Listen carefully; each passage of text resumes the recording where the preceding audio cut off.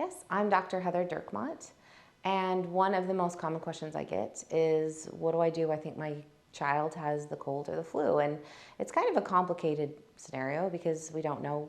Cold and flu can be caused by mostly viruses, but we can also have some bacteria that get in there and they can cause upper respiratory infections that then go down and can cause pneumonia and other things like that. So how do we treat that? How do we know? Well, we can mainly test and find out. We do a swab either in the nose or down the throat, and we find out what it is, and then based on that we treat.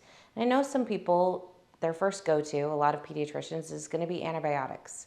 And antibiotics are needed in a lot of cases, but sometimes they're not.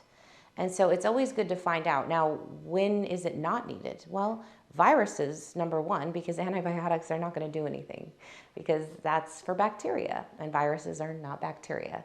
So we don't need to do that when we have a virus involved. So what do we do when a virus is involved? Well, we need to really boost that immune system. So coming into the office, I've got some really good products and some really good protocols to help boost the kiddo's immune system to help get over this.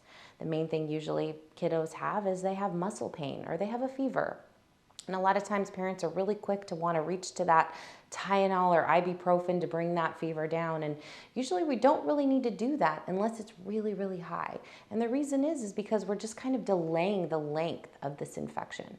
Because the body's natural way of fighting infection is to raise that temperature, because then it's going to slow replication and it's going to not make it so that the virus can replicate. So then when you are slowing that process down and you're not allowing the body to raise the temperature, it's going to allow that virus to replicate. So you're actually enabling the infection to stick around a little bit longer. So even though the kiddo might be a little bit more uncomfortable, it's probably better to allow that fever to kind of run its course out.